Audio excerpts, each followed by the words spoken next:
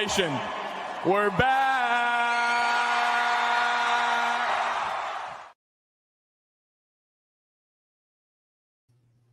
All right, welcome back to another episode of Fire the Cannon. I'm Rocky. And I'm Megan, and we are Fire the Cannon.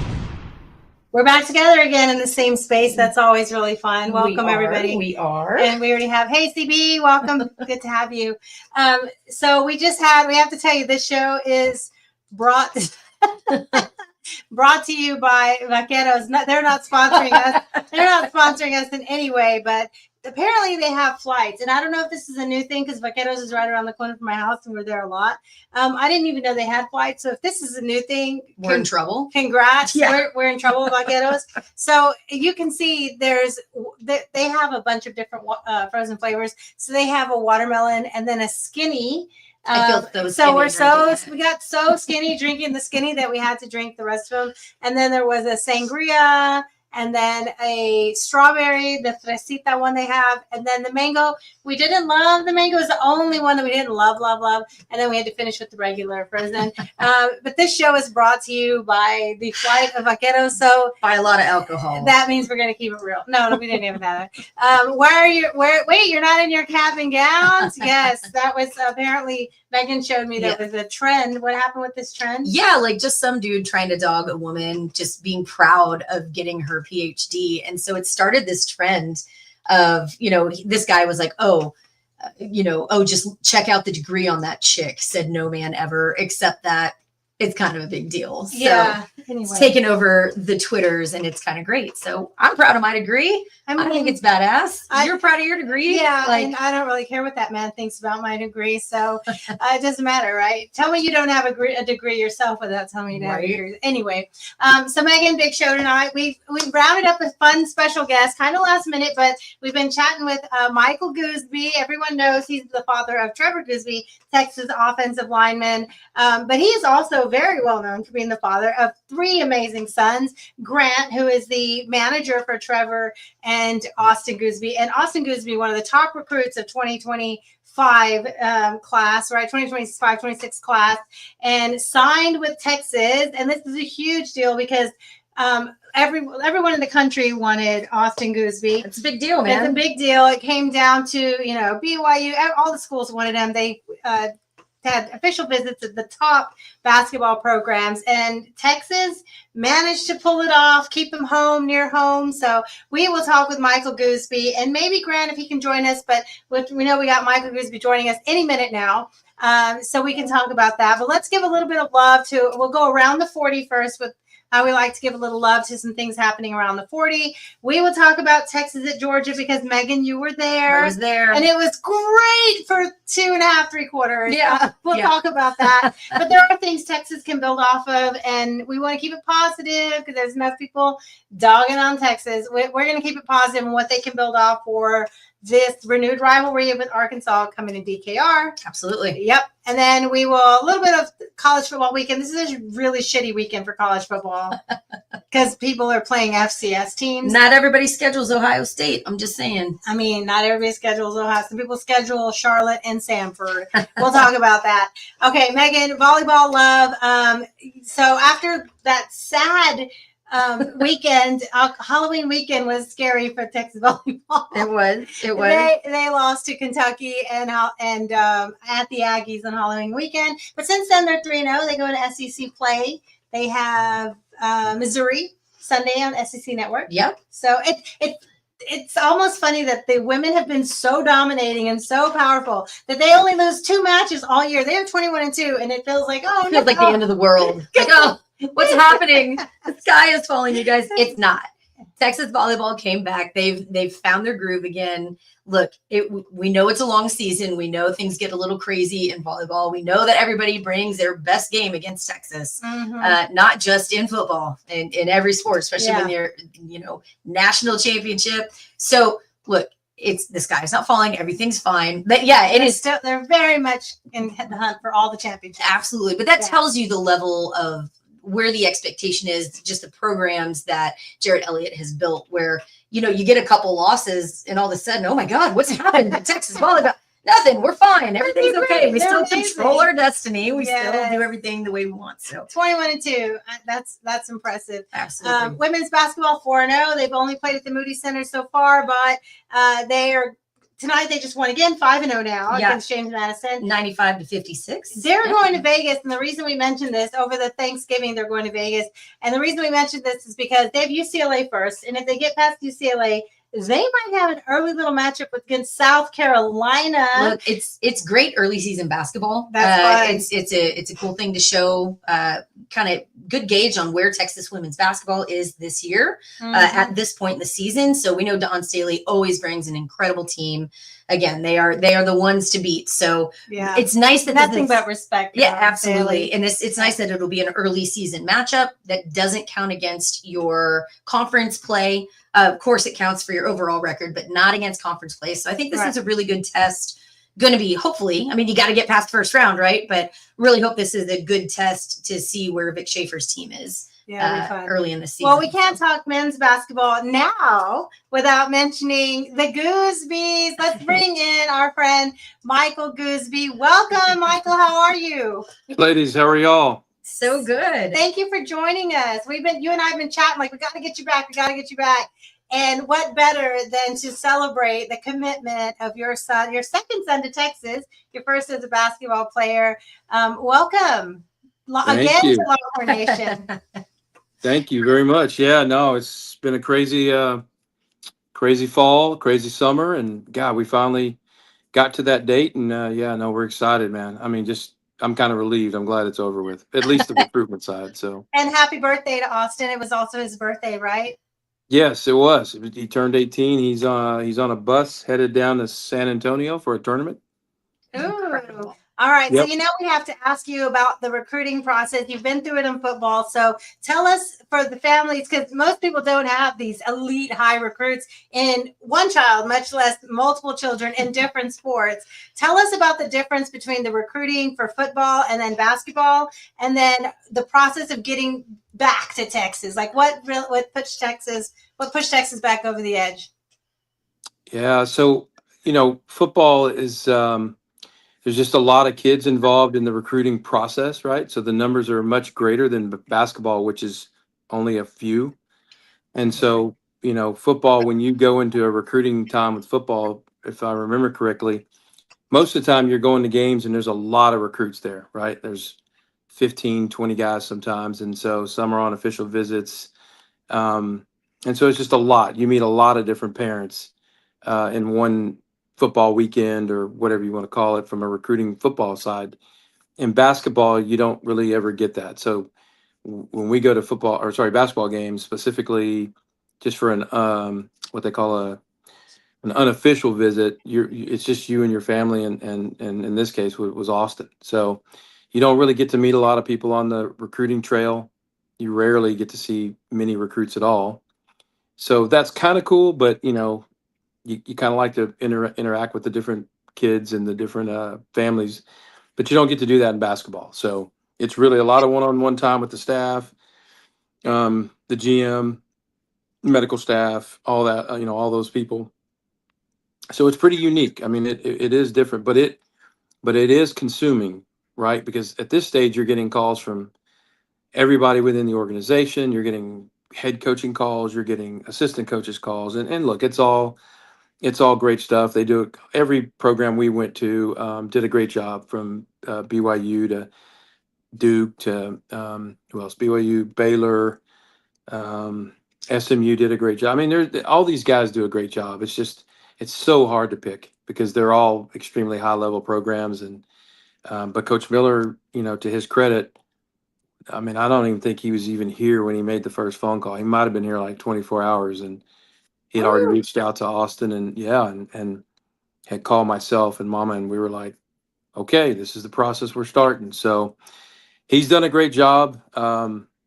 Again, Trevor's process was different in the sense he was always being recruited with 5 other guys or 6 other guys. So that O-line situation was always different. They kind of run in herds or packs, whatever you want to call it. So Austin's was different, but Coach Miller's done a great job. So he built a relationship and just over time, the whole staff, they were always really great about being at the football games and being there for at the Stampede to watch Trevor walk and support us in that, which was great. I was like the first or second or third time they did it, they brought the whole staff to the Stampede, Wow. and I was like, "You guys got the whole staff here?" And they're like, "Yeah." Coach Miller was there, and I mean, every time the team walked and Sark walked and Trevor walked, the whole basketball team was there, or the whole basketball staff was there, including some of the strength and conditioning guys. I was like, okay, all right, we're committed here, right? All right. So, but yeah, it's definitely unique. It's definitely different. It's really cool to have two kids dedicated to the program and to the organization, the athletic program. So we're looking forward to it. I'm glad to get this process out of the way. It's very consuming, very tiring, lots of travel. Yeah, it's tough. You could take a breath now, maybe get a good night's sleep for once, right? Yeah. Well, and that didn't always last long because Trevor plays in 2 days, so it's like Absolutely. 3 days. Look, I said good night's sleep. Oh yeah, Multiple nights, just one, Yeah. single.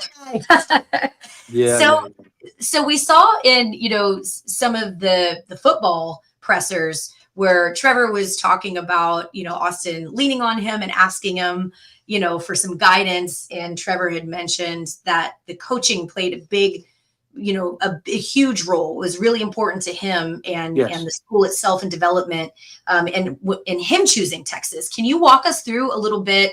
How much did Trevor, I don't want to say influence, but how much did Austin lean on Trevor, and what did that process look like for Austin as far as coaching staff? How did that weigh in the school itself? How did Texas play into that?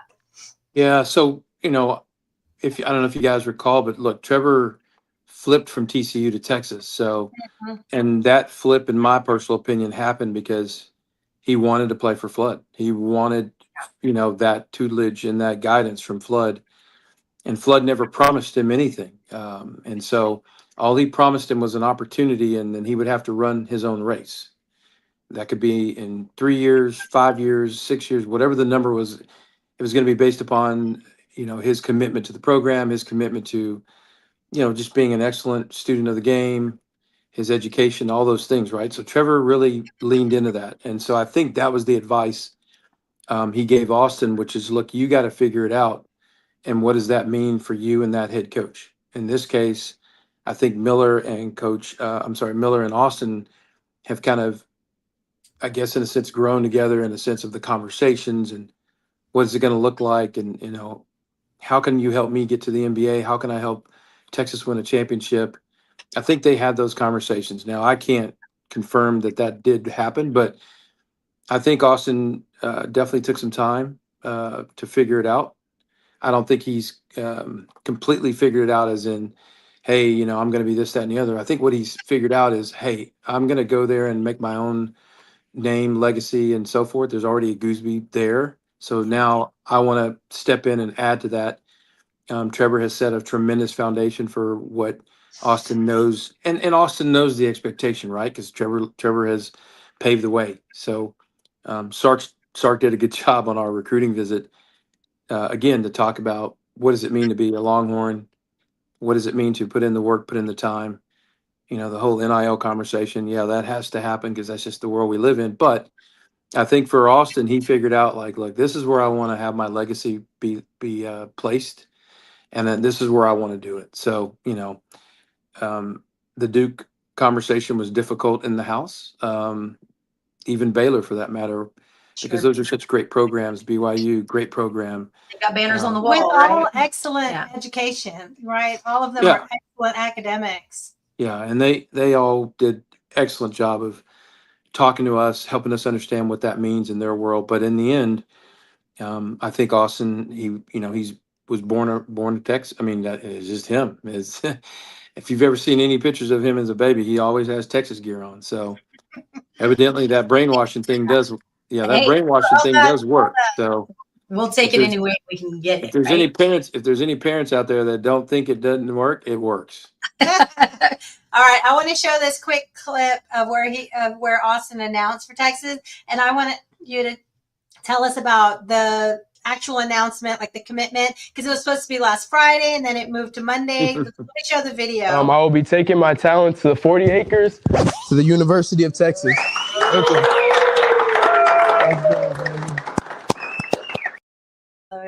Okay, so was it just moved for his birthday, or did he need? You don't have to tell us if you don't want to, but did he want the long weekend to go ahead and think some more about it? Make sure. Well, look, I'll use the politically correct term, which is I think he just wanted to give Coach Miller a good birthday present. There you go. Okay, great answer. Great. So personally, I think it was because they were dragging butt getting the video done, but that's just me. That's just me. But I think that's. Oh, go ahead. No, I was gonna say he and his brother, they figured it out. Like Trevor came into town over the bye week. I think he came in like for a day, and they went back to their old elementary schools and or school, and their old middle school, and then they went to Melissa, and because the boys all grew up in East Dallas at a young age, and so my oldest son went to Woodrow Wilson High School, but then the other two, Austin and Trevor, we ended up in Melissa. So they wanted to go back to where they I guess found the love of football, found the love of basketball, and just wanted to video record what those times meant for them, and which I thought was I loved it. So it was really cool to see that. So yeah, they have their own thing they do, man. You're about to find out what the Gooseby Boys are all about here soon enough. Yes. We have a quick little video of the Gooseby Boys. Let me see. Is it this one right here? 3, 2, 1.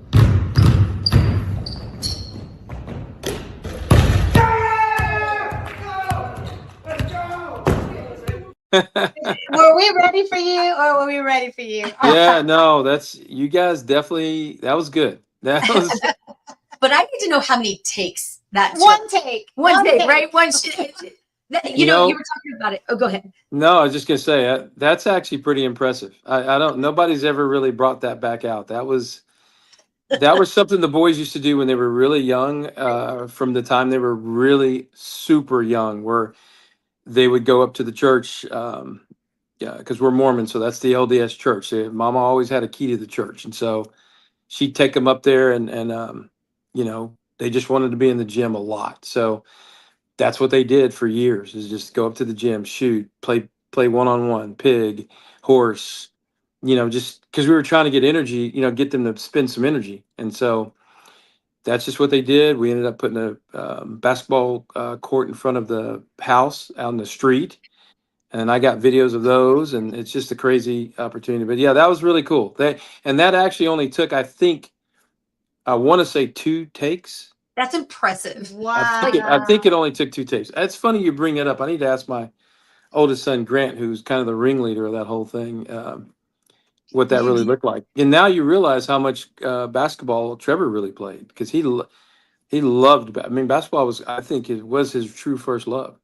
Yeah. Well, you had mentioned when you were on with us previously that, you know, when Trevor signed on for football, he was getting caught like hooping it up, picking, you know, playing pickup games, and football was kind of like, all right, buddy, we need you to calm it down a little bit. We need you to stay healthy. I wish I could take credit for finding that video. It's Evan Veith on Twitter who shared that video, and it was so impressive. I had it ready to go. I wish I could take credit for pulling that out of the archives. God bless him. God bless him. That was great. That's an awesome video. As a matter of fact, I need to go find that myself. I know I got that stashed somewhere in the video archive. I'll text you the link to it. Please do. I'll text you the video because I saved it. Yeah. All right. So you mentioned a minute ago about how basketball was, you know, like as far as the recruiting process, they were really involved, like showing up for football and that. But overall, in the community of Texas, athletics, they very much, like, you know, baseball is at softball, or swim is at volleyball, like football is at like they're all crossing and supporting each other. What have you seen, especially everybody wants tickets to the football game, right? But what have you seen in the sports community, the athletics, Texas athletics? What have you seen about how much from CDC down, how much they all just support each other, from the coaching staffs and the athletes? Yeah, I mean, first off, CDC is hilarious. So that's my guy. So whenever I see him, we always give each other a big hug. And I'm like, I don't know how he does it, man. He goes to every freaking sport almost. So I don't He's know a how he does robot. it, but He's a robot. I'm convinced the man is a robot. yeah, There's no I think he's either that or he's been cloned a few times. There's But 3 of them. there's but actually, he I think the whole athletic program is locked in on everyone's success. I mean, I've seen, like I said, I've seen Sloss at football games. I mean, even Trevor. I mean, I called Trevor on Sunday, FaceTimed him after the Georgia game, and I said, "What are you doing?" He goes, "Oh, I'm at the volleyball game." I'm like, "What? You're not sleeping?" He's like, "No, Dad, it's a big game. We're gonna be. I mean, I'm here to Oh, support." So they, yeah. I think all the coaches support each other. I think CDC, I think Sark, I think everybody across the board from Jared Elliott, I think all those guys and ladies, I think they do a great job. I mean, I think they're all tied together to be champions across the entire spectrum of Texas athletics. To be honest with you, that's what I've seen and experienced. And then sometimes I talk to Marcus Spears, who's a friend of mine, senior, and I've asked him before in the past, and he's like, "Man, those volleyball games are different, man." I'm like, "What?" He goes, "Yeah, man." He goes, "Yeah, they're different." And you could see it on TV, but he's like, "Man, in person, it's just nuts." So I love that he says that. We've said this, and I've preached this gospel for a minute on this show. I honestly think that the volleyball atmosphere at the University of Texas it ranks right up there with Texas football. Mhm. It's a different kind of excitement, but it's it's still, that smaller gym. It's intimate. It's loud. You're right on yep. top of the action. Everybody there is hyped. They know every single word, every single way to Yeah. hype the Oh team yeah. up. They're It's a cool experience. It's a really cool experience. well, they're locked in. We went to that first game at Moody, Mhm. and I was like, "Dude, this is so. We got to cram all these people in the Gregory." Yeah. Like, Yes. Yeah, it's 'cause wild. it was sold out. Yep. Yep. And so that was one of our, I want to say that was it our official visit that weekend? It might have been our official visit that weekend. And then that's when they opened up the season at Moody. And I was like, dude, Gregory is ridiculous if it's packed this way. It Wild. was Yeah. awesome. It And was that awesome. was crazy. Megan and I were at that game. Mhm. That's the one where they came back in the 5th set. Yes. Oh, Yeah. that was exciting. That's right. They started That's the one that we were like, dude, I can't believe they lost. And then so we're walking out to try to beat the crowd, and they were, the basketball program was taking us Oh, around. no. And so we barely made it, I think, across the street to the KD Center. And somebody said, dude, they won the game. I'm like, what? Yeah. And they were like, you got to be kidding me. They were like on the mat taking a 10 count, and they ended up coming back and winning that game. And yeah, they haven't looked back since. I mean, I I know think they've they had were some. down 5 or 6 in the 5th set and came back and won. It might have been It more was than like that. 11-5 Yeah, or it 11 was- to 10. Yeah. It was aggressive. Yeah. But That's yeah, amazing. I definitely think the athletic program is definitely where it needs to be and headed in the right direction. I mean, there's a lot of money involved in this situation now, man. So, you gotta win. That's just how it works. Yeah, it is crazy. So again, we won't go into crazy details, but one of the things you talked about with us earlier is just the differences between the money and the focus for football NIL and basketball NIL and Mhm. what different teams were able to offer. Without getting too specific, can you kind of outline the differences on what that looks like with the football recruiting, the basketball recruiting? Was it more personal with football or more personal with basketball? What did that look like for your sons respectively? Well, because Trevor came in kind of right at the beginning of NIL, right? Mhm. So it was being transitioned. This was before, obviously, this past summer's passing of the rev share, right? So it was true NIL. It was being transitioned into the collectives and all that stuff. So everybody needs to truly understand that Trevor never really got any money when he first got to Texas. So Yeah. he was there for the love of for the love of the program, love of the team, and really Sark and Flood. Those are kind of his guys. And so he wasn't there for the money. There was no, I mean, Sark even said it in the beginning with Trevor. It's like, listen, if you're coming to Texas for the NIL, then this is not the place for you. Sure. Now, little did we know that a year and a half, almost 2 years later, they would then pass rev share, and then he would have to begin to adjust his Sark's world as far as what that looks like, right? So he never led with NIL, and I give Sark all the credit in the world. He never did that. He told all of us, love the city. It's a great city. It's a great program. We're growing. We're doing big things. If you want to be a part of something special, that was his message, right? So then fast forward to Rev Share this summer, and now you're talking basketball recruiting. Well, it's on a whole nother scale, right? And so the one thing that Cynthia, Mama, she always said was, we're not going to look at the NIL number until we look at the program and the coaching staff and the development and those things. And NIL was somewhat fourth on the list, maybe fifth on the list of conversation. Now, the basketball side and the football side are two different things because there's a less amount of players on the basketball roster.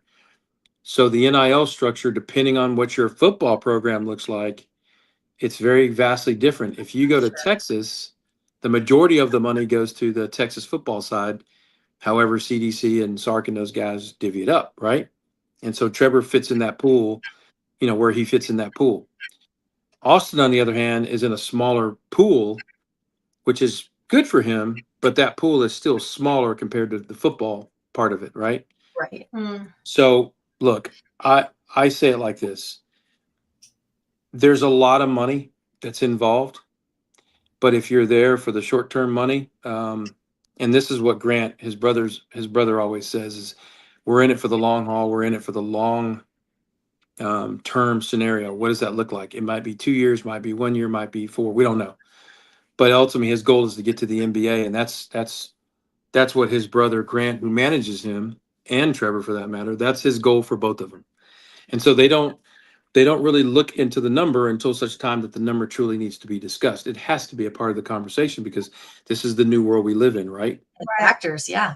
Right. So Grant looks at it and says, well, let's get everything lined up according to basketball, school, right fit, right culture, right everything under the sun, and then we'll have that final conversation. So that's what Grant, in a sense, and that's why I love him so much for what he does for his brothers, is he has those tough conversations.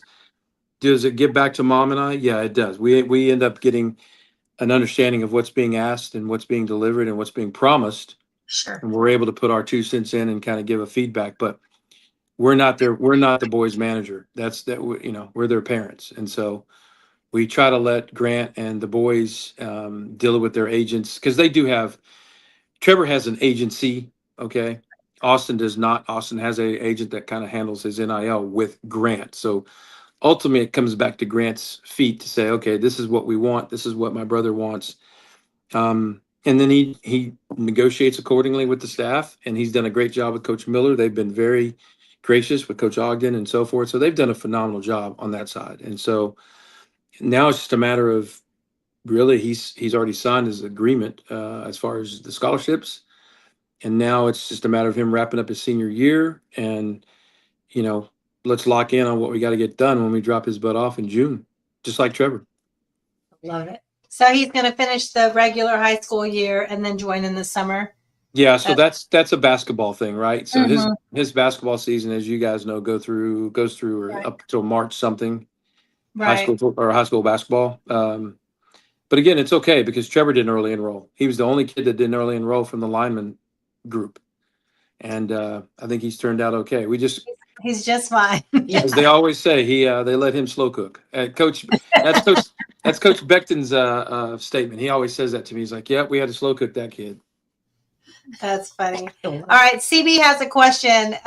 Where did the name Austin come from? I think he's being sarcastic. But is he named after Austin, Texas? Or is that a family name? Or Well, it's interesting. Cynthia and I could not agree upon a name because he was the third one. So we were like, ran out of names? What do we do with this one? You know what I mean? And it was a struggle.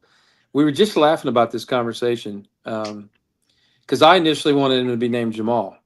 And that's from a dear friend of mine who's recently passed away, but he was my classmate in college. I'm sorry, in high school. He played at Ohio State. But anyway, I thought, man, maybe I could squeeze this one in. And for about 5 to 8 minutes, I thought I could pull it off. And then it just went right out the door. And she was like, no, that's not going to happen. So Austin was named by his aunt, Missy. or Aunt Michelle. That's Cynthia's oldest sister, and that's because Mom and I could not agree upon a name. So I love it. You're like, that's you know what? We're not going to make this a family fight between the two of us. We'll let the auntie handle it. yeah. She'll manage it. Michelle came up with that number and name, and it's done very well. I would like to say for everyone else, yes, we named him after the city of Austin, but Destined to be a Longhorn, right? right, exactly. Of course, this is middle name Texas Longhorns. Yeah, no, it's funny. He's actually named after his grandfather who's passed, but his name is James Michael Hill, and he was actually the architecture of this entire Longhorn situation because he was the one that, he was the first generation. Mama was the second generation, and Trevor and Austin are the third generation. So thank you, Papa Hill, for that. We miss him dearly. That's awesome. Oh, that's sweet. Oh, That's sweet. Yeah. All right, so can we have you for a few more minutes? Is that okay? Yeah, I'm good. I'm just. You were in. Let's dive into Texas at Georgia. We don't want to spend too much time. More to take from that, what they can build on, and some positivity, because we like to keep it positive. Some positivity of what they can build on coming back home to DKR. You were at Georgia. Megan was at Georgia. So let's start with just like the atmosphere of the Georgia SEC, Athens, Georgia. What was your experience? And then we'll get Megan's experience. How was it for you? Well, first off, let me say this. Megan, you did not come give me a hug, so I'm disappointed. I didn't even see. Listen, I was up in the heavens. You have to understand. I was. Megan, I've seen you I saw you at the A&M game. I've seen you at you know where we sit. We're right by the band. That's fair, but they don't let people pass certain ropes. Yeah. Oh, I was literally in section. They were checking tickets, I'm sure. I had to take escalators, stairs, and ramp to get to my. I'll give you that. You're right. I'll give you that. I was conversing with the angels at that point. I got you. So you're right. It was a little congested in that stadium. The stadium sits in the middle of the campus, which I was like, what is going on with the parking around here? So it literally is sitting in between buildings, school buildings. And it's like down in a hill too. Yeah, down in the valley. It's in the valley. It's like in the middle of the school. Anyway, my perspective. Well, first off, I thought the Georgia fans actually were pretty cool. I didn't really have any issues, except for some of the drunk students. But that's everywhere. That's everywhere, right? But no, for the most part, everyone was nice. They were really cool. But I will say this: I made a checklist of the things I'm taking back to CDC. For game day experiences. Okay, let's hear that because Megan thought they were lame. I thought the game day experience was just meh. From what I experienced. Well, let me say this: the game, maybe leading up to the game was kind of, but in the game, the fireworks constantly was crazy. But the things they handed out where you put on your wrist, that was cool. Okay. Yes. I will give them that. That was cool. All right. So we they all lit up together, right? We saw that on TV. Yeah, it was all radio frequency lit up. So whenever there was, it was really cool. I didn't know what it was at first until I saw it, and then there was unison across the entire stadium. And I was like, all right, that's cool. The fireworks all the time was a little much. It was aggressive. Yeah. It was aggressive for sure. But the one thing that I really enjoyed was the fact that the announcer, he stayed engaged the entire. Do you think so?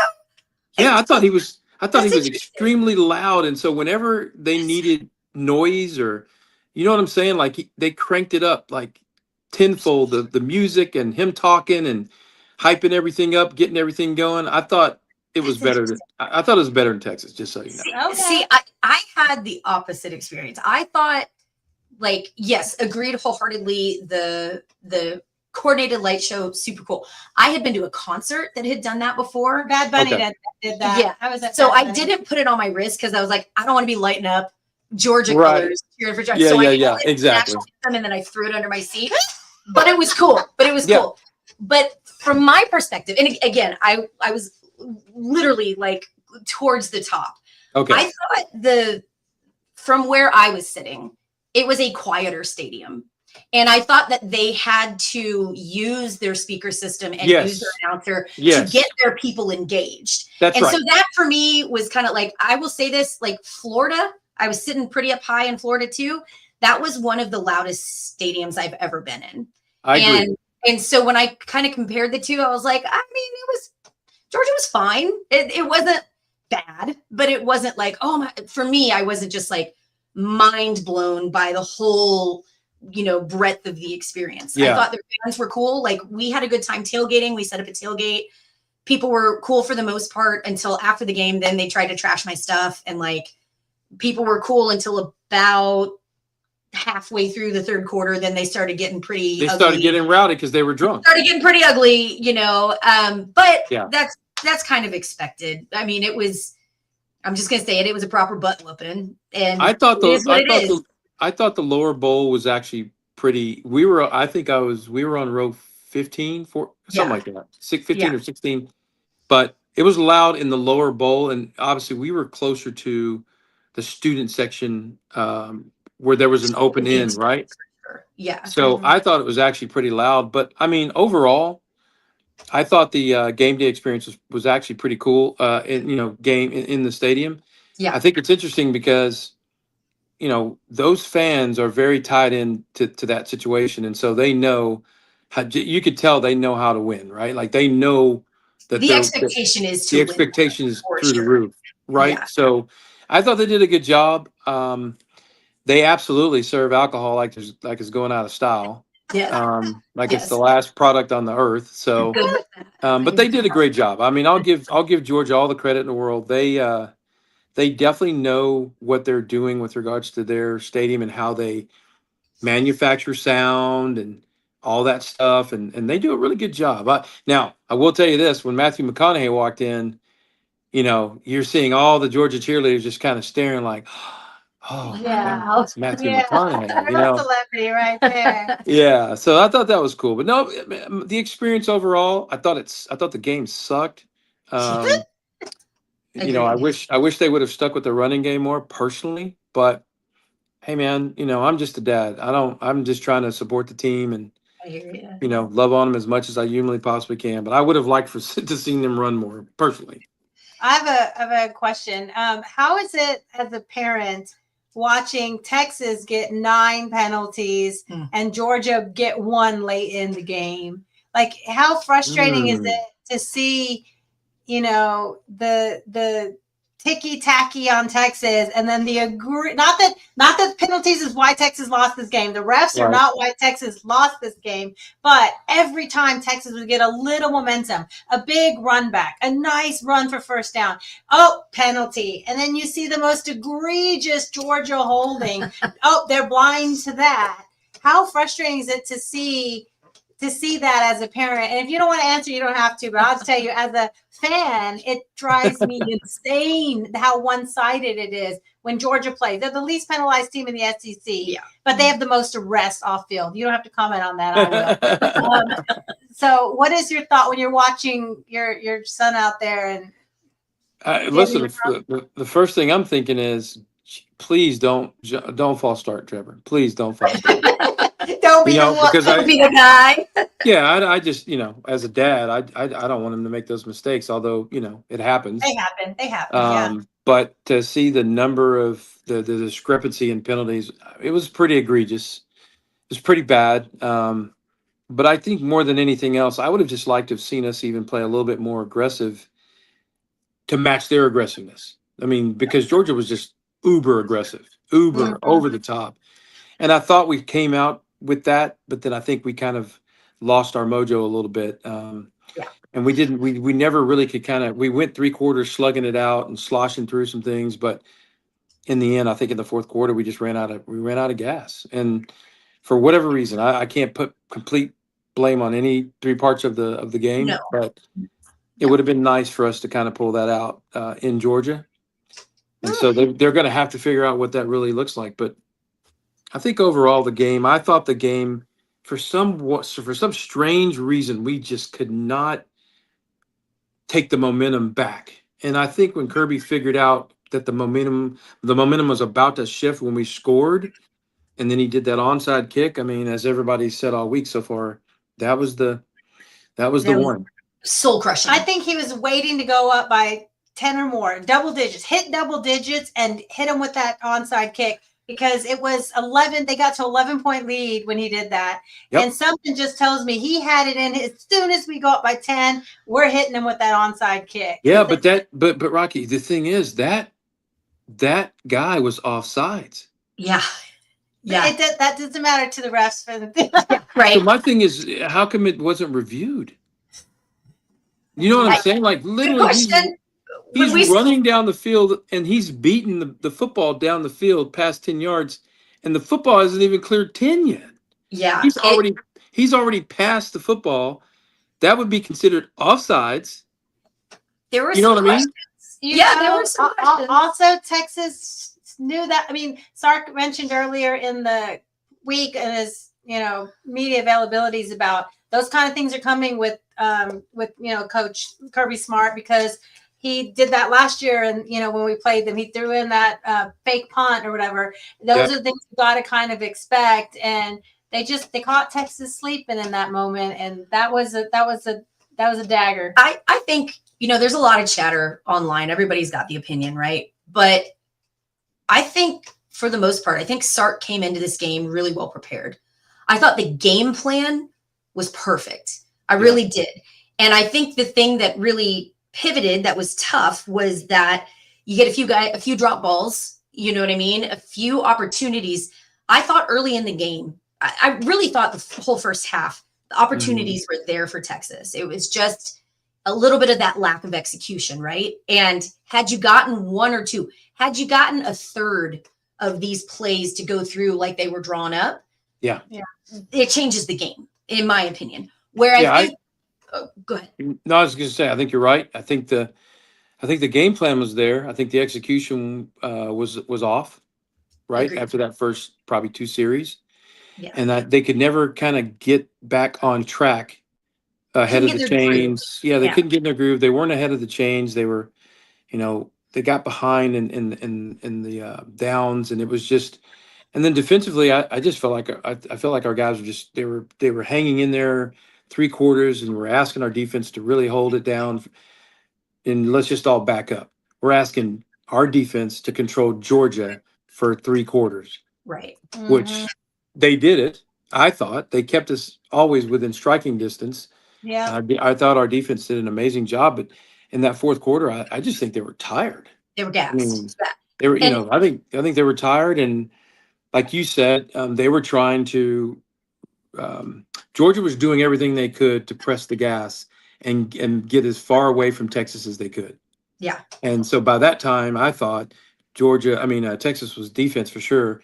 And again, I think Sark was making the right play calls.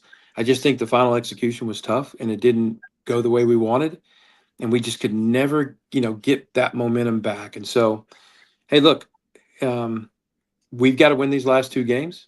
Everybody on God's green earth that's a Texas fan knows that. Yeah. And I mean, we shouldn't have. I mean, look, I got no faith in A&M, just so everybody's clear. Okay, I got no faith in A&M. Right. I'm sure that they're going to come in with all the bells and whistles of excitement and domination, and that's awesome. But we saw the same thing last year in College Station. They came in with the biggest hype factor I've ever seen for them to only go home losers. So it is what it is. I love it. Look, I just kind of a final thought on Georgia as we close this out. Yeah.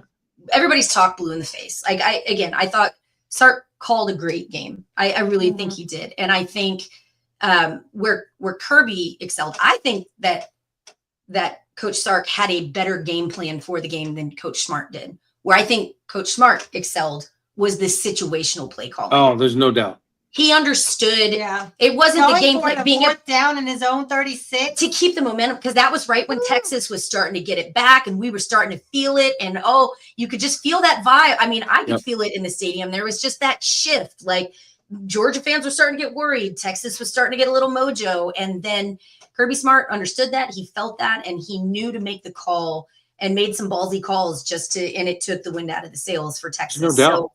I think that's where if there's one area of the play calling or the game planning that Sark still is just a little bit behind Coach Smart, it would be that area, that situational calling. But we did want to talk about, look, we could talk, there are a lot of things that went wrong in this game. There are a lot of things that we didn't execute on well, but we did want to talk about the good things. What can Texas grow on? What did we see? So Michael, we'll start with you. What did you see in this game versus Georgia that you go, you know what, I feel good about this. I feel like this is something that the team can grow on. This is something that will excel at, or something that you thought improved from game to game. Well, look, I'm obviously biased, but I'm proud of the O-line for Yes. continuously getting better every week. Yeah. Especially since the start at Ohio State, right? So I'm happy for that. And look, I'm not going to lie. Georgia's game was tough to watch. Our receivers drop the balls the way they did, but those guys can play ball. They're really good receivers. They just had a bad day, and I think they'll learn from that for sure. I thought the tight ends probably didn't do as well as they wanted to do, but the team as a whole is still extremely young. There's a lot of pieces and parts that I think Sark and the whole staff have had to kind of bring along, and they've got to learn how to win. If you look at what I saw on the offensive side of the ball, a lot of those guys weren't there last year, including Trevor. Trevor was there, but he wasn't a full-time starter. And so he's learned how to be a starter this year, right? And do things on a day in, day out, every down basis. Now, obviously, Kelvin Banks taught him a lot, and he learned a lot from everyone, from Jake Majors to Hayden and everybody. Those were key pieces in his life, in his tutelage of what he had to learn. Nick Brooks will be just fine. He needs that tutelage from Trevor. I think. I think the rest of the group, they'll be fine. It just takes time. So there's a you hate to have lost in Florida. I thought the Ohio State game was crucial, but it happened. It is what it is. And I know everybody, and I haven't even said his name yet, but everybody gives no credit to Arch for his growth. We do on this show. We do. Okay. Thank you. Because I swear, like, this is where I just automatically put people on mute.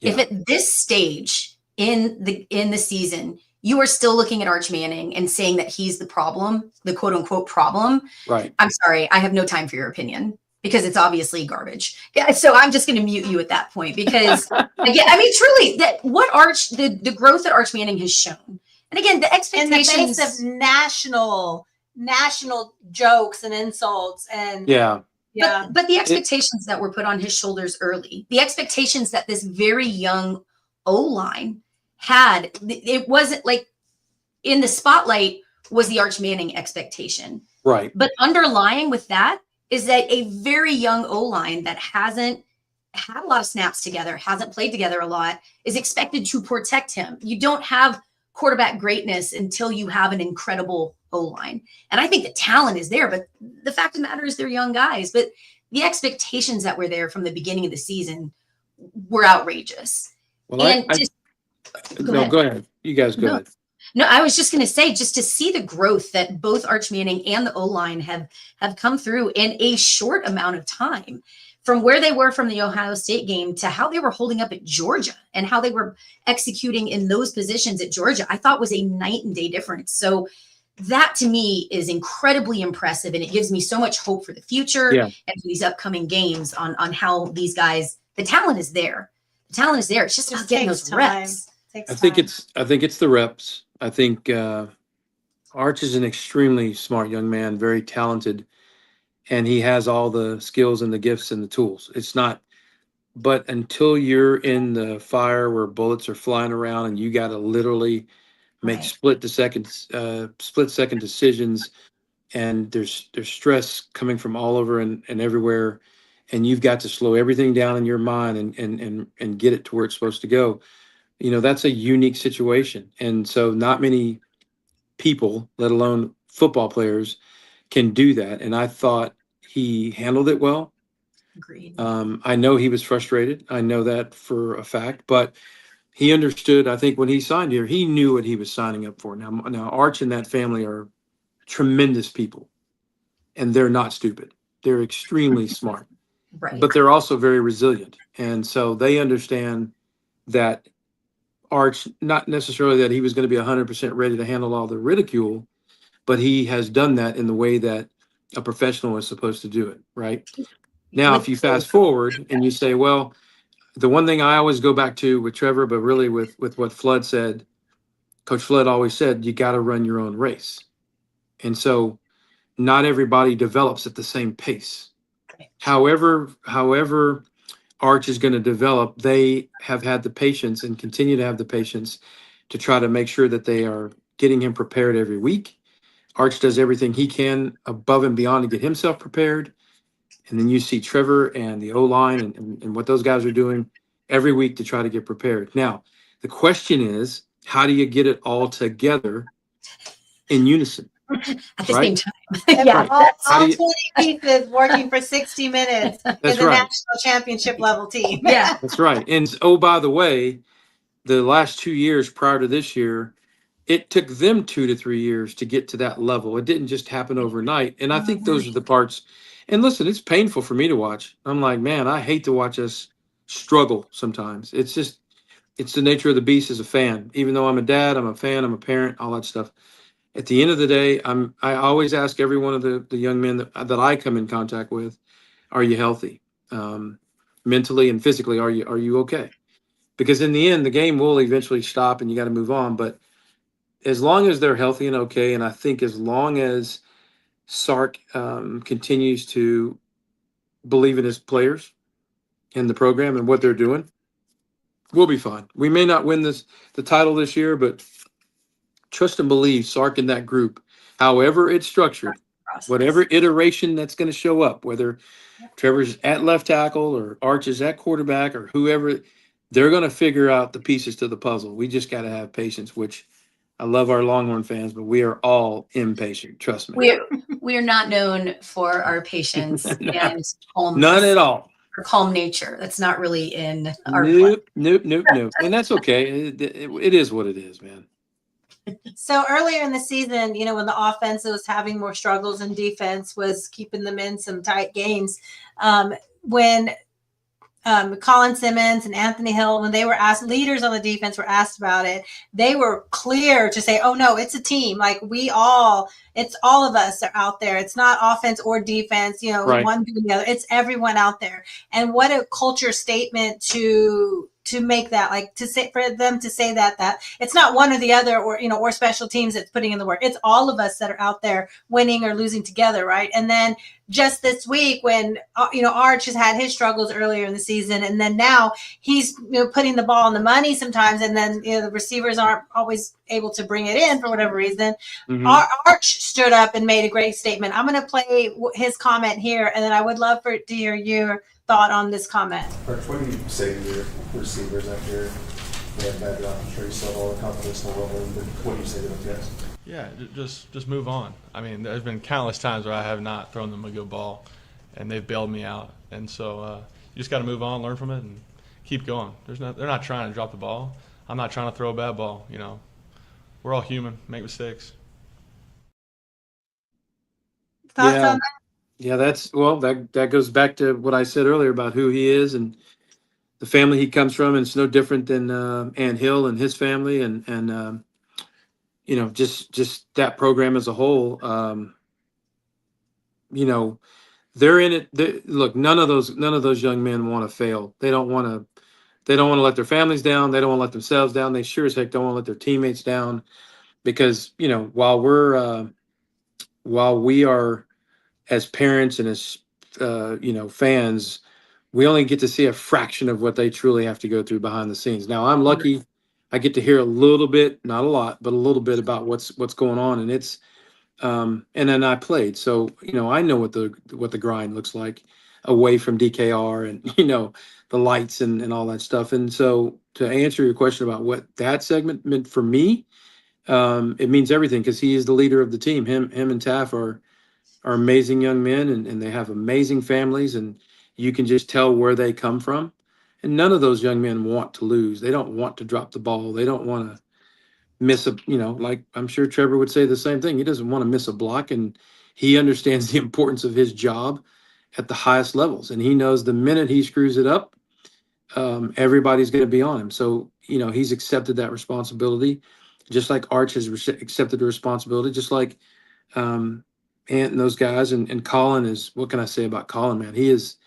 I was talking to Colin the other night at the team hotel, and first off, I told him what an amazing man he is because of what he does just with his own brother, being special needs, and how he interacts with him is amazing. Like, forget the football stuff, man. Like, this dude is like, he's like a Superman when it comes to his younger brother who's special needs, and how he treats them. So when Colin says those things, or even Arch for that matter, or Ant Hill and those guys, it doesn't surprise me because they've been that way since they stepped on campus.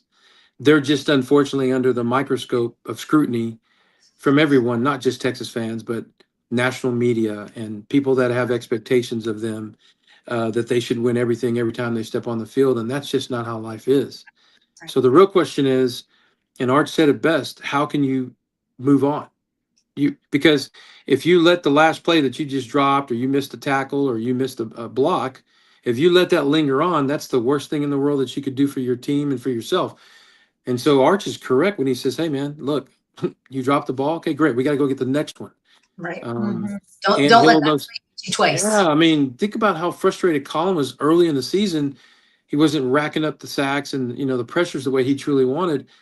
We all know he was frustrated. And Trevor was frustrated for the fact that the unit wasn't producing for Sark and the running backs. And he was upset. Like, what are we doing? We got to get this right. And so I'm lucky again. I get to see some of the stuff behind the scenes, not much, just because I try not to ask Trevor much about what's going on in the locker room, because the locker room is a sacred place. And so it's not for me as a dad to be in there. That's his world. But every now and then, if he lets me in on it a little bit and kind of gives me some scenarios, I just know those young men are working their butts off to try to be as best as they could. And they love the university, right? And they want to see the fans excited, and they want to have that cheering and that excitement going on. But hey, man, sometimes, and everybody always says, oh my God, we got to go into the portal and do this. Well, yeah, I mean, that's a part of the equation now, right? But guess what? 24 months ago, or I think it was 24 months, that wasn't a part of the equation. Now it's a part of the equation. So now it's an instant microwave world, right? Like, okay, let's just go get a portal player and that will solve all of our problems. That's not how football works. Now, have we had some success in the portal? Yes. But have we had failures that weren't really identified in the portal? Yes. So let's all kind of kind of calm down on that whole portal thing. Do we need good players on the team, and can we find them from other teams? Yes, that's automatic. But what's not automatic is the chemistry, and can they learn PK's defense? Can they learn Sark's offense and execute it at the highest level? That's something that you'll never know until you get into practices and you get on game day and you figure it out and you say, okay, this is working.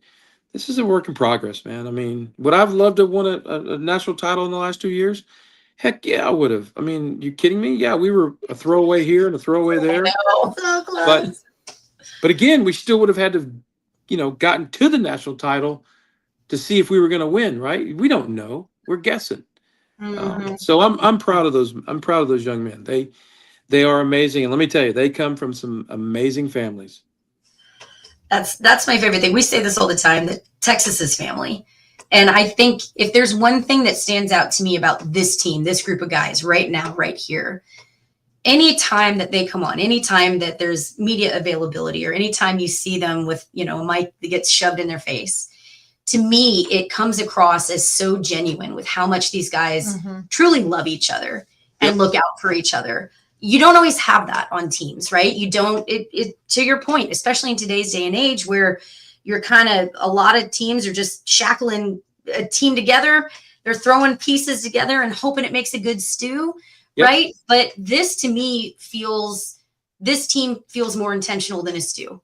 This is baking. This is taking specific ingredients, putting it under specific conditions, and it comes out the best thing you've ever had. I really do feel like this team, you can see how much they love each other. You can see how much they have each other's backs. And that to me that's been encouraging. That's been something, I don't know that maybe it's obvious to everybody, maybe it's not, but I think that's one thing that really truly shines through with any player on this team when they get spoken to. I think it's pretty impressive. Yeah, it's a special group, and again, they're going to figure it out whether we win the last two or we don't win the last two. This was a special year. It was different, and it's been a great ride. So I think we got to finish out this season, and I think you'll see that. I think you're about to see a whole nother level of football this Saturday, and then hopefully on that special night next Friday, right? Because Yes. I can tell you the entire city will be on glow next Friday night. I love Yep. it. So if you don't get to the stadium early, that's on you. Yeah. Oh, I'm going to be there like Wednesday. That's the difference what we're saying about the difference of, just collecting talent and building a team, right? That's They right. talk about that all the time. And that team takes time. It takes culture. It takes trust, takes communication, all the things that Sark talks about. You can't just, like you mentioned earlier, the transfer portal. Coach Flood hasn't taken a transfer portal offensive lineman at Texas. He's built them up, right, and developed them in the program. And, there's skill players on offense that have come in on the transfer portal. Our backup quarterback, is from the transfer portal, and we needed him this year at some key moments already. And, but the offensive line, that takes time and development. But also that culture really helps to overcome distractions, right? Outside distractions. And it seems like lately, one of the biggest distractions that the media has put out is this distraction that Sark is leaving. Oh, he's going to the NFL. Oh, he's going to take, whatever. So right before the Mississippi State game, some person put out this story and then later said it was unfounded. Actually, no. Don't know. Yeah, but it didn't Didn't matter. check It it. went viral within a few minutes. And then we have, Desmond Howard, like, oh, let me play, because I'm sure, did I have it? Which one is it? I don't know if I uploaded it. Anyway, the Desmond Howard video where he's talking about, Sark, I don't know, maybe Sark's leaving. And then CDC like literally responded to the post and said, this is news to me. Appreciate the insight on Instagram. And then, of course, He quote tweeted it on Twitter too and said, "Oh, this is news to me. Thanks. Appreciate it." I love responses like this from CDC. I think this is something you won't get from every AD. The fact that he's this tied in, and the fact that he sees this, and like, I think the funniest thing to me with this response, every Longhorn instantly knew, cool, man, we're good. This is the guy that calls all the shots. I saw some opposing fans opposing teams fans, they were like, "Oh, so what, the Desmond Howard is breaking the news to the director?" I'm like, "Oh, bless your little hearts. You don't understand context. you don't understand sarcasm. That's adorable." Listen, it's the one thing about playing at Texas is that it doesn't matter what sport. It doesn't baseball. I mean, swimming. I mean, although our swimming pretty much wins everything, but it doesn't matter what sport you play at Texas. It's always going to be under scrutiny. If you're not winning championships, I mean, think about how many stadiums you ladies go to annually, right? And you think about, or just watch on TV on a Saturday afternoon, how many fans from other teams are horns down? All of them. Literally right? all of them. They're literally playing another team. Yes. And they flashed them on TV, and the first thing they hit is the horns down sign. I'm like, while swaying to Mo Bamba. Right. So that means no matter what goes down, we're winning, silently in their head every single time. So yeah, listen, I'm with you 1,000%. This is a tough university to play for. It really is, if you really truly narrow it down. But at the end of the day, it's probably the best place to be if you really want that pressure to win championships and have the right fan base be all in. Now, they can be all out, they can be all in, but I always say the reason why they're all out half the time and then they jump back in is because they understand that it runs deep. And so they want to win. They want to win bad. But they fail to realize what most fans fail to realize is, if you want to win bad by 10, the athlete, basketball, football, tennis, track, golf, volleyball, you name it, they all want to win 1,000 times more than you do. And that's the part I think sometimes. Work. Yeah, but that's the part that I think sometimes our fans, and I love them to death, don't always recognize and truly see behind the scenes. Again, as a dad and a player, I mean, as a father and a parent of two Longhorn, players, it's a unique situation, right? I don't know I don't know if there's too many more on the campus, but there's a couple. Don't get me wrong, but my point is, I see it on all levels, and so it's really cool, right? Like you see them work hard, you see them grind, sweat, cry, smile, laugh, and everything in between because they're literally living the job of being an athlete. And to me, that's cool. I wish the whole conversation around Sark leaving would not be there, but if it wasn't Texas and if it wasn't Sark, I don't know where else they would go. You remember 2 weeks ago when we were all panicking because the thought of Sark leaving potentially to the NFL, everybody was like, "Don't leave us," Yeah, but hey, but hang on, but listen, let's just have a little revisionist history to what we were 4 years ago, or now 5 years 1,000%. ago. We lost to Kansas at home, man. Yeah, yeah, it and that was like, and we were at that game. Trevor, myself, Austin, and Grant were all sitting at that game going, pain. What That's how we know you're real Longhorns. That's how we know your heart is in it. And you That's still right. Right, but see, again, that's the part that everybody, they don't remember the Tom Herman, bad days. They don't remember the Charlie Strong rough days. They don't remember, hey, we lost to the #1 national championship team in 2019. We should have beat them. Yeah. And they went on to win the title. Yeah. Yeah. You know what I'm saying? Like, how painful was that? But nobody ever remembers. They only remember the last loss or win you had. That's it. Right. That's it. What have you done for me lately? What have you done for me lately? Yes. All right. Speaking of what have you done for me lately, this Saturday, Arkansas, old rival comes to Texas. DKR, sold out game, of course, because we only know how to sell out DKR. This is pretty exciting. Michael Huff, longtime legend at Texas, is getting honored. I'll play this quick video announcing he's getting honored at the game, being inducted into the College Football Hall of Fame. Michael Huff has been phenomenal since the day I arrived. What he's meant to the program, to me, he's such a great conduit between the program today and a lot of the ex-players from before and bringing them back. He's a great resource for our current players, a sounding board for those guys. So for him to be honored Saturday is just an awesome tribute. Should, again, be part of just a really special day at DKR. I'm proud of Michael Huff for wearing sleeves. I'm surprised he didn't cut the sleeves off his jacket so we can see the gun show. Yeah. All right. Huff is a legend. He's a legend. He's a legend. I don't care what anybody says. He's treated those young men and helped them understand the history. And I think he's done an amazing job of bringing back the former players because, quite honestly, that's the only thing I ever knew before Texas was, former players that I resonated with, or at least could identify with while they were playing. And so, him bringing back and helping to usher that group back in, Sark opening up the doors. Yeah. And by the way, be ready, because when they open up that new practice facility, just wait. What they got in store for the returning players. What? I'm so excited. Just get ready for that. That's some kind of like locker space for the ones that want to come back and use locker space. Just get some workouts in and be a part of it.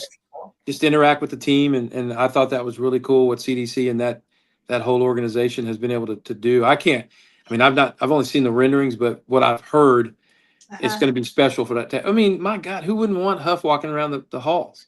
So that is something, before we jump into Arkansas real quick, you had mentioned this. Did that have an influence? Did that resonate with, both Trevor and Austin about having former players be near to the program, be involved with the programs? Yeah. Something that factored in. And was it different at Texas than other schools? Well, I think it was, I know for Trevor, he loves the history of certain aspects of the program. And I think that's why he wants to be a part of it. You know what I mean? Like, that's why he wants to have some sliver of history within the program. So when he comes back someday, they can talk kindly and nicely about his effort and what he did on the field and off the field. I think it's the same thing with Austin. I think he wants to set his world going forward so he can leave a bit of legacy and tradition, in that world of sports in Texas, right? So I think for him, that was important to have known. Like we had a conversation, I think it was on his official, it was on his official visit with TJ Ford. And Ooh. TJ basically said, hey, look, we need the next guy. Trey just left. It's been a while since I've been here, and KD's been here, and there have been many others. We have to continue and keep the tradition going of great players coming through the program. And so we got to meet a number of the former basketball guys that are now GMs, assistant GMs in the NBA. Others are assistants on teams, and it was amazing. And so that does matter, right? It resonates. If you're a true Longhorn fan, you want to come see the former golfers that, won titles here and then went on to win masters and majors and things like that. We You want to got be able, I still remember Kat Osterman. I mean, are you kidding me? Like, who doesn't know her? If you know Texas sports, she's a legend, right? She's a Mount Rushmore. She's a Yeah. Longhorn Mount Rushmore. Yeah, Yeah, there's she is. Olympians in every sport from Texas. It's impressive. Yeah, I mean, there's a lot of them, right? Like Vince comes to mind because obviously he's, Longhorn legend, but some of the softball players, some of the swimmers, I mean, it's a crazy world, but the things that they've done. And so, yes, does it matter to my kids, to my two young men that are playing or will be playing? Absolutely. The history does matter to them. And I think they understand the importance. The problem that we faced is we were starting to lose our luster a little bit along the way in certain sports. And so we got to get that back. And part of it is even just this weekend, right? Like I go back to the Georgia game just for a second because we need to play a better brand of physical football. But you remember Derek Johnson, those guys, that's how they played. Yeah. They played with nastiness. They played with physicality. They were trying to take your freaking head off. Nathan Vasher, all those I can guys. still hear Quentin Jammer hits in my head. Yeah, I still hear that man. Like that's right. And so taking people's heads off. but Quentin Jammer was the epitome of I will literally take your head off in order for me to win this football game. That's the tone he set. Casey Studdard, all those guys, like, you kidding me? Those guys were guys you did not want to meet in an alley. Right. And so we've got to get back to that, at least on the football side. But the history does matter. Yes, the history absolutely matters. And having those guys back in. Look, I'll be honest with you. Most Texas fans, unless you were born in the 60s like myself, or the 70s, you don't remember Arkansas. 80s, and I hate Arkansas. Yeah. And I've had to have this conversation with many people, but I've also been going to games for a crazy amount of time. So my mom was in the Longhorn band. Okay. And I remember stories of her telling us about the bus would have to fuel up on the Texas side of Texarkana. That's right. Because they could not physically stop in Arkansas because they would get assaulted or people wouldn't let them fuel up or it would just be some craziness. Like the hatred is real. I say this all the time. I hate Arkansas probably more than I hate A&M. Which is I don't. I could care less. I could not care less about Arkansas. So and I'm older than Megan, and I've been in Austin, Texas, around Arkansas people my whole life. I just don't care about them. No, I do not care. I don't hate them because I'm indifferent to them. To me, they just don't matter. And I know we're one of their biggest rivals, and which is crazy. Again, I just don't care about them. But they matter nothing to me. They definitely they hate us held more than on. they love themselves. Oh, absolutely. We But I agree on think that. I think they held on to that hatred for Texas more than Texas held on to it for them. Does that make sense? Yeah, 1,000%. I will tell you right now, like when Because like we've last been to year, Arkansas a couple times recently. yeah. And the Last year hatred when we- on the Arkansas side in general is much stronger. Again, Arkansas hates Texas more than they love themselves. I will say that for sure. through. The only thing that I remember about the hatred between Texas and Arkansas was the fact that during the Nolan Richardson times, basketball wise. Yeah. Now I was good friends with Oliver Miller from Arkansas, so I played against him in high school. But when they would come down here in the old Southwest Conference, situation, and they'd come down to Reunion Arena, and they'd call it Barnhill South and all that stuff. I remember those days, but not from a football perspective, the hatred. So now you think about it, Trevor doesn't know a tremendous amount about Arkansas hate. He just knows that's another SEC team they got to go beat. You know what I mean? You'll But get familiar with them. well, You'll now get- that they're in our what is it, the quad or the pod? Is that right? Yeah, Where it's there's our, three- it's our, yeah, it's Now, our our SEC little pod. rivalry pod. We have OU, A&M, and Arkansas. Yeah. that's Right, just, which- just some good old school That's hatred. good. I I love love it. but again, that's also of the three in there. Arkansas is kind of the odd man out, in my opinion. I agree. I would say they're the odd man out in the sense that they haven't done shit lately. Right. That's the thing. People forget Arkansas actually used to be good. They used to be a good program. Yeah. And it's easy to hate somebody when you're good consistently. It's Right. easy to hate somebody when you're doing well. And I think that's where a lot of Texas had some dry years there for sure too. For sure, but yeah. we were still Texas. We were still a national Brand. powerhouse that people talked about. Right, wrong, or indifferent, people were talking Correct. about Texas. Right. People forgot about Arkansas. I don't I think it was agree with just that. Texas. I I'm think a- Arkansas but- just fell off. But I'm Yeah. gonna tell you right now, this A&M rivalry is about to take off to the Oh, moon. it's gonna get ugly. Yeah. And I mean, over the next 5 years to 10 years, it's about to get nasty, because now there's real above the table money being spent. Yes. And I love that you added the above the table. Above the table. Because A&M definitely got in some trouble for that. They don't lie, cheat, or steal, Oh, or sorry. tolerate anyone who does.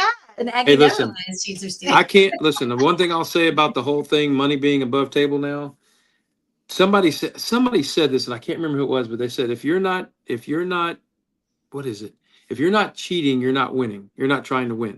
Mm. And so now that it's permissible, I'll use that term, right? Because it's literally permissible now.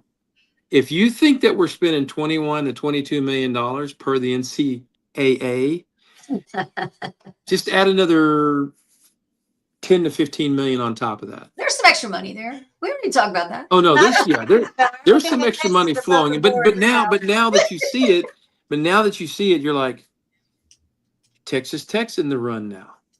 Yeah. Oh Okay, yeah, and okay. good for them for investing, and like they did with softball, and now it's paying off Yeah. with football. Like you gotta Hey, they're listen, putting their money in. the bottom line is the money's all permissible now, and however they're doing it, whatever they're doing, now it comes down to skill. Now it comes down to taking that talent and developing them. And the question is, if the playing field has been leveled in that world of talent, now coaching matters. Right. Right. Mm. Well, we're Coaching seeing matters. that play out. Look, I think with the crazy amount of coaches just in the SEC alone that have been fired Yeah. mid-season. Isn't that crazy? I think that I can't recall a season that's had this many mid-season changes in the head coach. Well, And that to me, that's It's part of never the happened product. like this. It's yeah. part of the product of NIL, The right? product. yeah, but also think about it. There's now real money. Exactly. And that's what I'm guess saying. When you're spending that kind of money, heads roll when you're not succeeding. Agreed. And you also get these contracts that are crazy and out of control. Buyouts. But and- then on top of these multi-million-dollar head coaching contracts, then you've also got these multi-million-dollar NIL deals. And Yeah. again, I'm an advocate for giving a coach time. You got to have time to develop, and you got to have time to build your own program. But at the Yep. the flip side of that coin is if you're getting paid $10 million a year, I don't have a whole lot of patience either. Like you better There's earn a- your money and you There's better gonna- do it. there- quick. there's going to have to be a balancing act. Right. And the more money that's in the system that's being, driven revenue wise, and then the more money that's being truly paid to the coaches and players and so forth, for whatever reason, the expectation goes through the roof. Yeah. That's just how it works, right? That's how Business 101 works. The Mhm. more you give, the greater the The expectation. more I'm invested, the more I Yeah. expect. Right, but ROI. that equation doesn't normally always work the way you would hope. Sometimes it's an automatic, hey, we hit the market and this is awesome. Or you hit a oil well and it's got nothing in it. You're like, oh man, I spent a lot of money.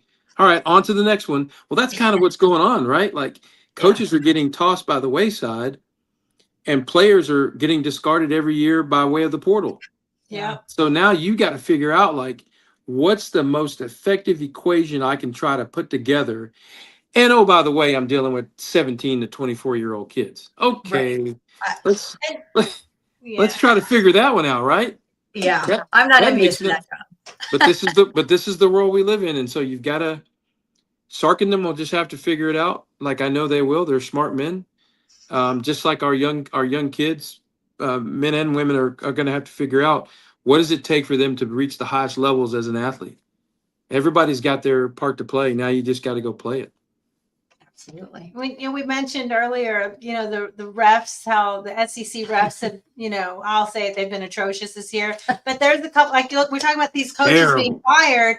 Hugh Freeze, 2 games. I mean, he got fired for losing all these games. 2 of his 3 or 4 or 5 losses to start the season were absolutely the referees snatching the game, the Oklahoma game and the Georgia game. Yeah, calling back a fumble recovery for a touchdown and calling back a touchdown for his team. Like those kind of things flip games.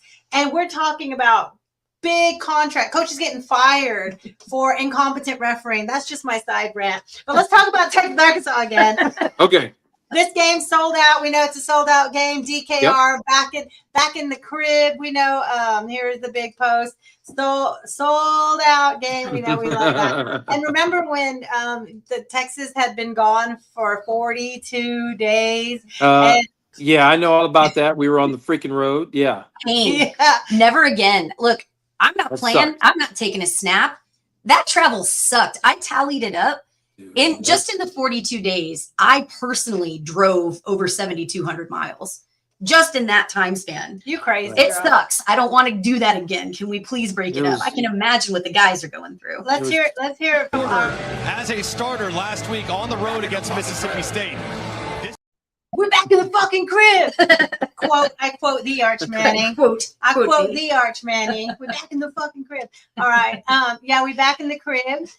Excitement. Let's we'll start with you, Michael, because you're in the know. If Texas, we know Arkansas doesn't have the best record, but they have one of the best players in the country at quarterback, Taylor Green, and they have an efficient offense. They are top 25, 30 in third down efficiency, first down offense, passing offense, red zone offense, scoring offense. They have an elite offense. Texas, lately, the struggle has shifted a little bit more to the secondary. We know Arkansas is probably looking to throw on Texas a bit. Yep. What do you see going into this game as some keys for a Texas victory? Well, we got to get them off the field on third downs for sure. We've got to make sure we stop the run. I mean, these are all basic fundamentals. Our adjustment on how we deal with the passing game is going to be critical. But it all starts with Green. I mean, we have to contain him. Gunnar Stockton exposed us a little bit because he's a threat to run and pass. Well, Taylor Green's like on a level 12. Okay. So he's got the ability to break at any moment in time. I think the offensive coordinator and the whole game plan of them offensively is very efficient. I just think right now they're struggling with regards to some talent lacking in certain positions. And I think execution in some key moments have struggled for them, but they're capable of exploding for us, on us in a very big way. Hopefully imploding. Hopefully imploding. But I think they are capable of having an explosive offense if we just if we don't bring our A game. And I think our team as a whole does a really good job of responding in DKR. They do believe, and I think they have a lot more energy at home than they do on the road, based upon what my eyes has told me, being in Mississippi, being in Kentucky, and I think we do better at DKR. But the Vanderbilt game in the fourth quarter, that was a struggle.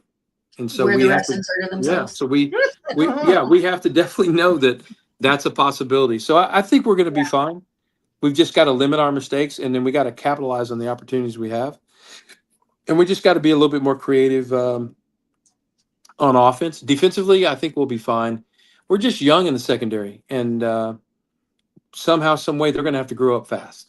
So I think we're going to be just fine. I think that crowd will keep us where we need to be, and I know they'll show up pretty rowdy and raucous. So it'll be fun. Absolutely.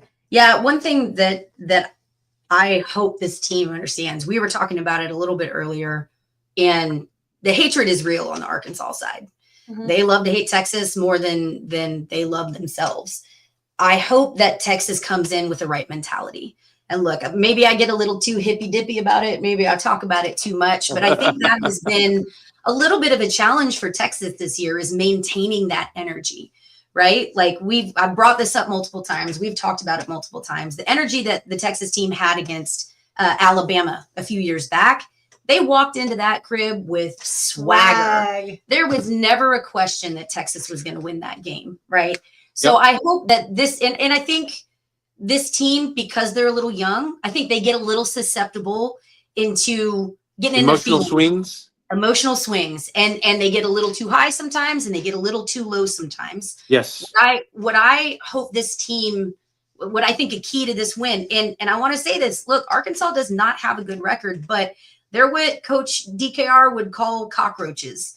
They might not go out and be world beaters, but they can sure fall into some stuff and really mess it up.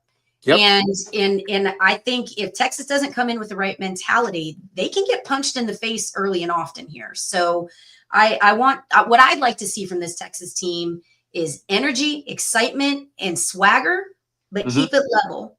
Don't get too high. Don't get too low. Like we talked about earlier, don't let one play beat you twice.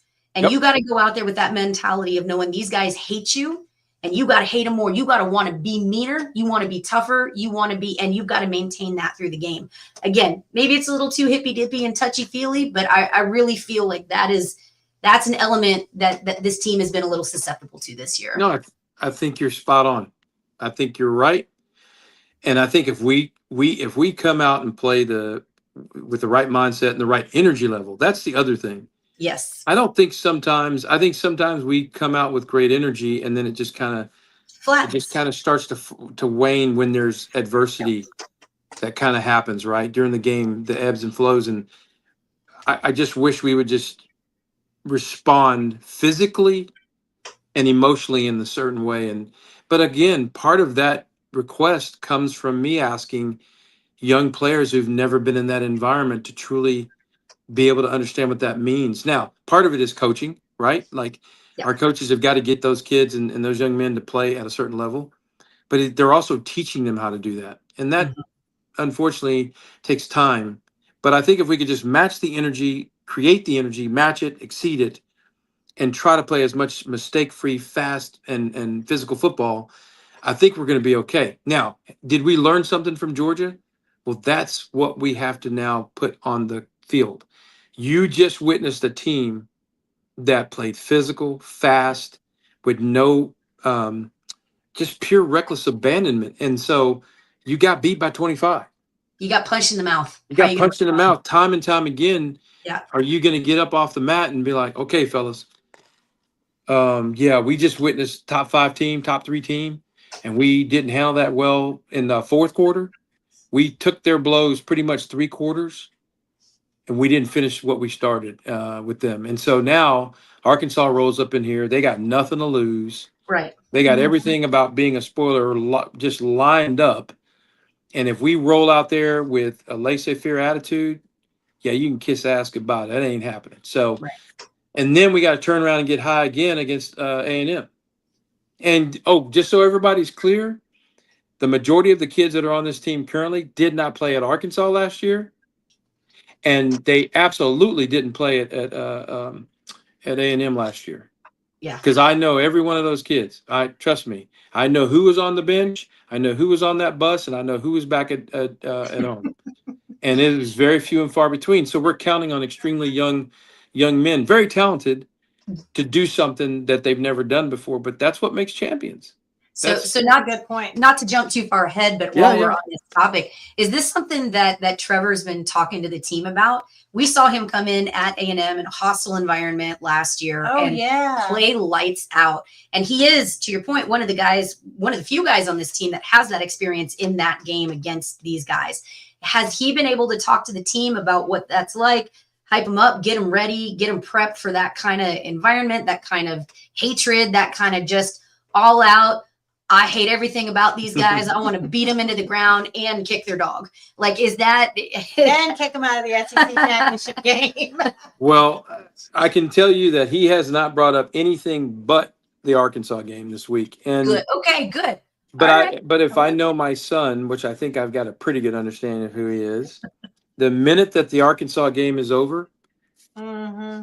on Sunday A&M. morning around 8 a.m., 9 o'clock, he's going to be purely locked into what A&M is about. And so I would say, yes, he's going to make sure that everyone is very clear who was not on that bus last year and on that plane to College Station, that he will make sure that everyone is very clear exactly what this means to him, what it means to the program, what it means to the coaching staff, and then the ultimate prize of all the fans, right? So he will make sure that at every day practice, he will make sure that everyone knows the responsibilities. But for him, he only takes it one game at a time. I will give him that. He is a locked in, focused guy.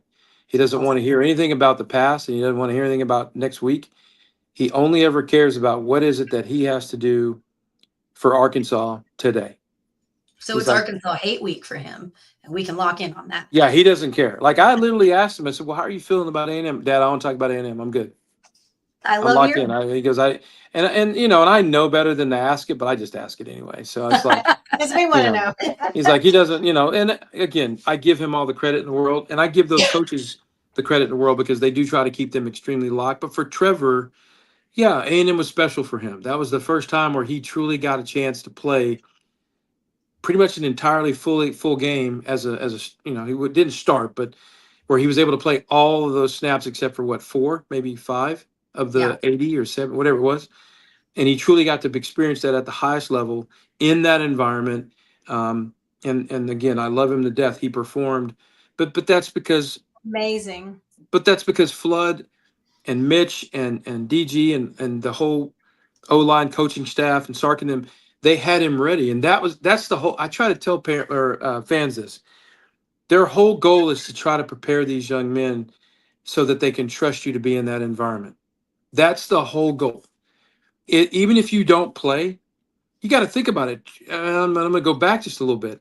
Think about when we were in the where were we? Oh, Sugar Bowl. Mm-hmm. Or even go back further. Go back to the Big 12 championship. Trevor didn't even suit out.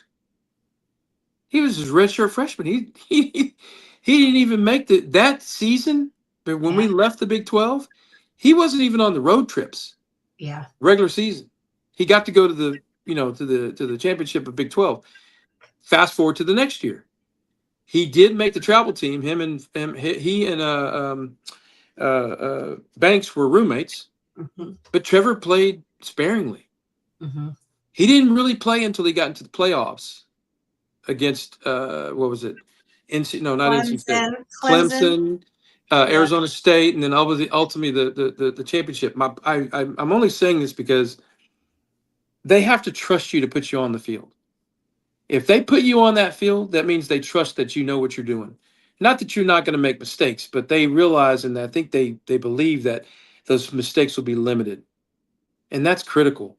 So now you think about Trevor. If Trevor didn't play his freshman year, or redshirt freshman year, sophomore year, redshirt sophomore year now, I mean, now he's playing full time. And that's because he's had to build up that credibility with that staff to say, can we trust you to protect Arch's blind side? And can you get the proper reads? You know, because he can't miss. If he misses, he'll get Arch killed. Right. You know what I mean? Yeah. And he understands the importance of that. So I'm kind of rambling a little bit, but this means the world to all those young men. However, in whatever position you play, it's all very extremely important. And I think we'll be fine against Arkansas. Going back to the Arkansas game, Yeah. I think we'll be fine. I really do. I think you're going to see a renewed focus, and I think you're going to see a lot of physicality. But we're still playing a lot of young guys. A lot. Over 40% of Texas's roster are true freshmen. I had that number. 21% are sophomores. And it gets smaller from there. So it is a young team. Oh no, it's a young team. Like people always ask me, like, well, is Trevor going to stay? Is he going to go? And by the way, I'm always going to. You want to break news now? Is he staying or going? You know I'm going to ask. And look, just so y'all ladies know, if I screw up and say Austin Grant Trevor, just know that I'm meaning one of them. Okay. We know. We know. Yeah, I do it in my own household, but you got to think Trevor's a redshirt sophomore. Yeah. This is his first year to fully start. Not making any excuses, but he still needs to be baked a little bit. He's still learning certain aspects of his game that he wants to continuously perfect based upon what Banks taught him. Mm-hmm. And he's going to try to do the same for Nick, and he's going to try to do the same for any of those young men. We've got Kojo that's been out, with an injury now. We miss him tremendously. Yeah.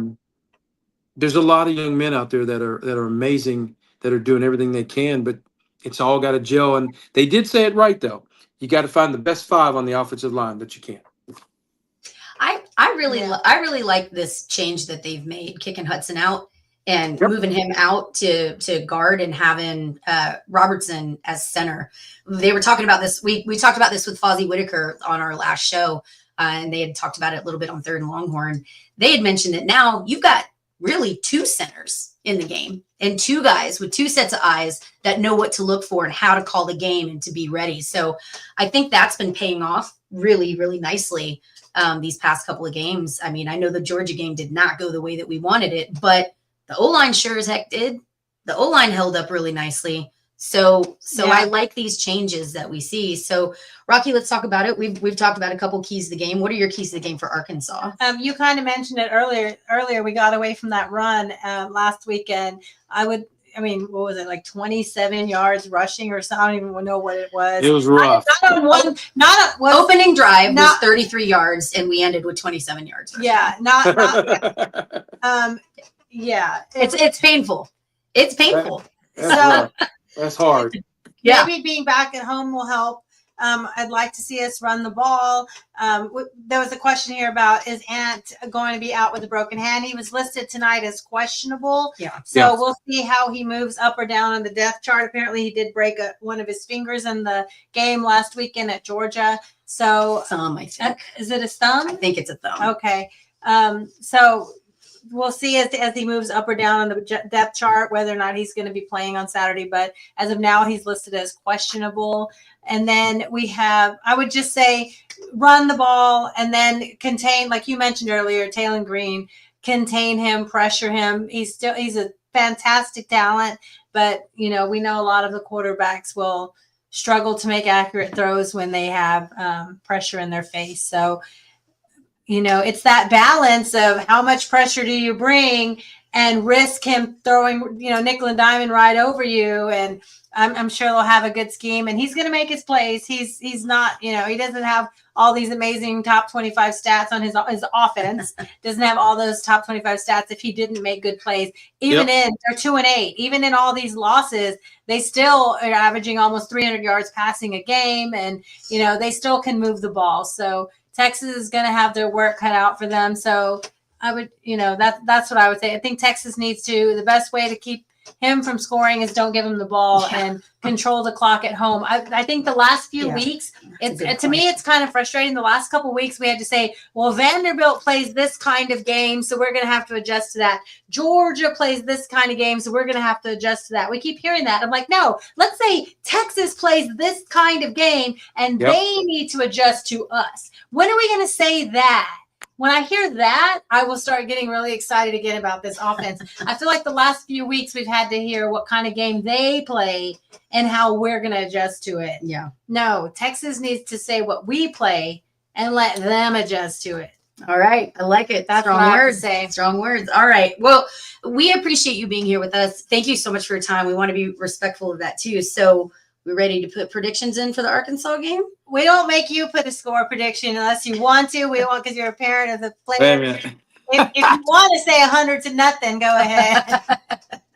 No, Look, I'll give you a prediction. I think we're gonna go 35, probably 35-17, 35-14 is what I'm thinking. Mm-hmm. I think we've got to have an offensive explosion, no matter what we need. We just need something that's gonna. I mean, look, I'll take a win as a win. I don't care what the score is, but at the end of the day, if you had to narrow me down, that's what I'd say. I'm going to go 35-14. I'll go 35-14. All right. That's a good score. Go ahead, Megan. So I'm thinking like you are. Look, I think Texas responds. I think we do see some good play from Taylor Green, but at the end of the day, I think Texas is just a more complete team, and I think they're going to be playing pissed off.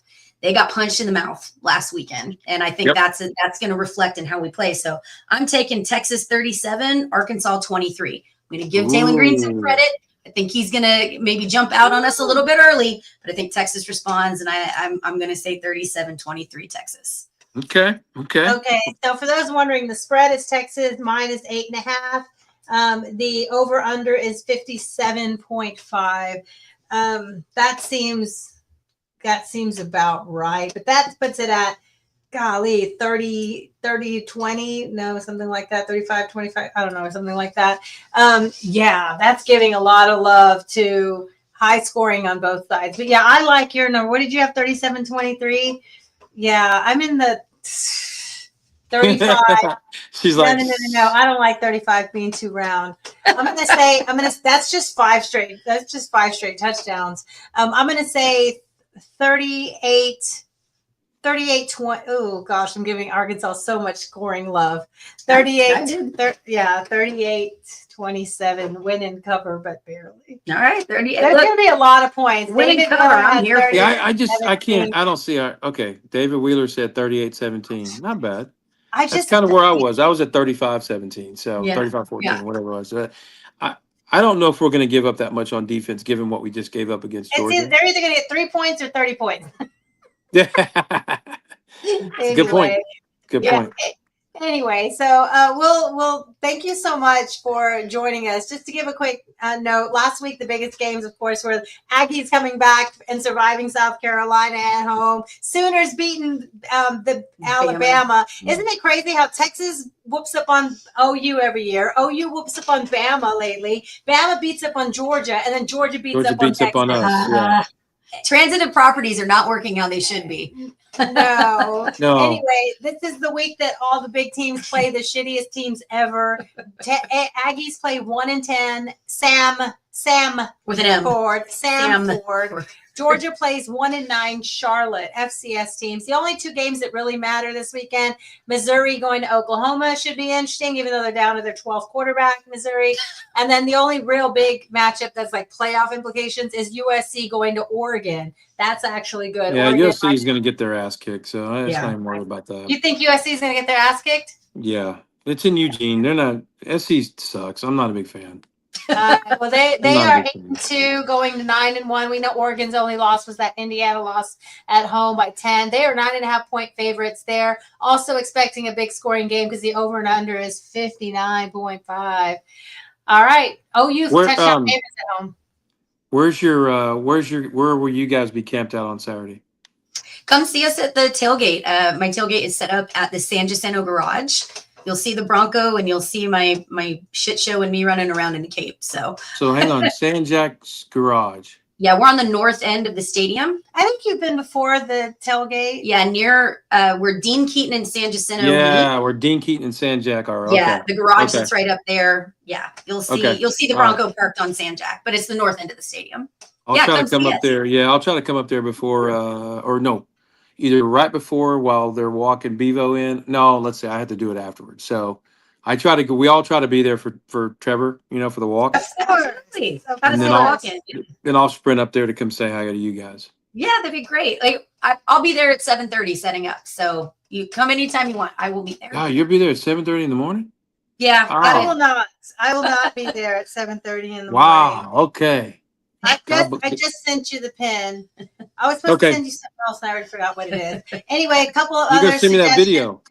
Yes, the video. Yes. 27-3, Miracle Martinez. CB says 28-10. 28-10 is really fair. Good, CB. All right, so we'll wrap up because you've been so kind to jump on with us, especially with the big announcement of your son committing to Texas. It's so exciting. Your second son coming to Texas, keeping it in the family. So, thank you for staying with us. Yeah, and once again, we appreciate you. And man, if there was ever a question, there ain't no question now. Your family is pure burn orange, my friend. Pure burn orange. We love having you. Texas is family. Thank you, ladies. It was good to see you guys. I'll see you on Saturday, okay? Thank you so much. Okay. Take care. Good night. Welcome. All right. All right. So we'll wrap up. I'm Rocky. I'm Megan. And y'all, we are Fire the Cannon.